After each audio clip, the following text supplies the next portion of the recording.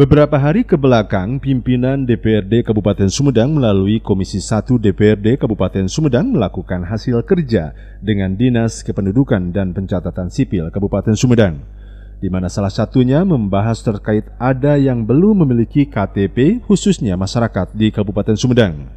Demikian dikatakan Asep Kurnia selaku Ketua Komisi 1 DPRD Kabupaten Sumedang dari fraksi Partai Golkar usai acara rapat paripurna DPRD dalam rangka penyampaian nota pengantar Bupati Sumedang mengenai Raperda tentang LPP APBD tahun anggaran 2022 dan Raperda Pajak Daerah dan Retribusi Daerah Kabupaten Sumedang. Lebih lanjut, Asep Kurnia mengatakan sebagai tindak lanjut dari informasi dari masyarakat terkait dengan 31.000 lebih warga yang belum memiliki KTP dan itu jelas sekali akan berimbas terhadap pemilihan. Pihaknya sudah menyampaikan informasi terhadap Ketua DPRD supaya memanggil semua yang terkait untuk dibahas lebih lanjut agar mereka bisa menggunakan hak suaranya. Sebagai tindak lanjut dari adanya masukan ya informasi atau aspirasi dari masyarakat kaitan dengan 31.000 lebih warga itu tidak memiliki KTP elektronik ya, yang kemudian bisa berimbas terhadap proses pemilihan legislatif ataupun nanti pemilu kepala daerah, terutama untuk pemilu legislatif. Nah, atas dasar itu kemudian kami menginformasikan kepada pimpinan DPRD untuk selanjutnya mengundang pihak-pihak terkait dalam rapat kerja. Nah, diselenggarakannya rapat kerja beberapa hari ke belakang ya, kita mengundang Disduk, kemudian juga Bawaslu dan KPU. Nah, di sana dijelaskan bahwa ternyata dari 31.000 itu ini yang pertama dipastikan oleh penyelenggara pemilu sepanjang dia tercatat di dalam nomor induk kependudukan memiliki NIK ya, di dalam kartu nomor induk kependudukan itu di dalam kartu keluarga itu, maka mereka bisa memilih. Itu yang pertama. Jadi walaupun tidak punya KTP elektronik, menurut penjelasan dari KPU pada saat rapat kerja tersebut, sepanjang dia memiliki NIK tercatat di dalam KK, maka dia bisa bisa memberikan haknya ya, menyalurkan haknya dalam memilih pada saat pemilu legislatif mendatang. Nah, kemudian itu ternyata di Dinas Kependudukan juga sudah melakukan gerak cepat ya, langkah cepat untuk menyelesaikan 31.000 itu.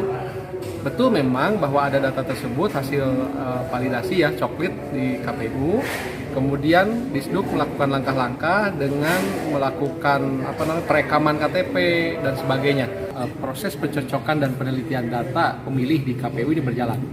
Ya, kenapa dengan ditemukannya tadi 31.000 lebih gitu ya yang tidak memiliki KTP elektronik. Berarti kan datang ke bawah ditanya benar nggak gitu. Data itu cocok dengan data yang dimiliki oleh Dinas Kependudukan. Nah, dan kemudian terhadap data yang itu maka Dinas Kependudukan juga sudah melakukan langkah-langkah untuk melakukan perekaman, terutama juga yang menghadapi yang baru lulus kan, yang baru lulus sekolah itu kan pasti belum baru punya KTP-nya. Ini juga nyambung lah bahwa Disduk juga sudah punya KTP. Yang terakhir juga ada kepastian bahwa ternyata tidak mengganggu proses pemilihan nanti, karena setiap orang yang tercatat dan memiliki NIK ya dalam KK itu maka kemudian bisa melakukan pilihan. Ini yang paling penting. Dan kita akan mengontrol itu semua, mengawasi itu semua kemudian tidak ada masalah. Termasuk kita minta juga Bawaslu ya untuk berperan aktif. Hal senada juga dikatakan anggota Komisi 1 DPRD Kabupaten Sumedang dari fraksi Partai Amanat Nasional, Dr. Haji Dudi Supardi. Dari hasil kerja Disduk Capil Kabupaten Sumedang, 8.000 lebih sudah dilakukan pendataan, perekaman, dan jatuh temponya baru 14 Februari 2024 yang akan datang. Artinya, Disduk Capil sudah siap melakukan perekaman dan siap mengeluarkan KK untuk KTP, akan terkendala dengan ketersediaan belangko, tapi jika bisa di-cover hanya dengan KK, mereka sudah siap meng-cover 31.000 pemilih potensial. Dari hasil kerja Disduk itu 8.000 sekian itu sudah dilakukan pendataan dan sudah dilakukan perekaman. Kemudian 8 dan dihitung yang 8.000 itu jatuh temponya baru nanti tanggal 14. Jadi diperkirakan pada tanggal 14 Februari. Jadi pada waktu pemilu itu baru jatuh tempo. Karena itu di Dukcapil sudah mempersiapkan, artinya siap melakukan perekaman, siap mengeluarkan kartu keluarga. Kalau keping KTP itu akan terkendala karena ketersediaan belangko. Itu yang menjadi permasalahan. Tetapi kalau bentuknya bisa di cover dengan kartu keluarga, Disduk sudah siap menerbitkan kartu keluarga untuk 31,6 ribu pemilih potensial itu, seperti itu. 2 kecamatan paling tinggi Ya, kecamatannya paling tinggi. 31.000 itu. Pertama Cimanggung, yang kedua Jatinangor, yang ketiga yang lainnya. Menjadi prioritas juga untuk diselesaikan di sana. Tapi intinya dari hasil kemarin kita sudah mengapresiasi terhadap kinerja Disduk.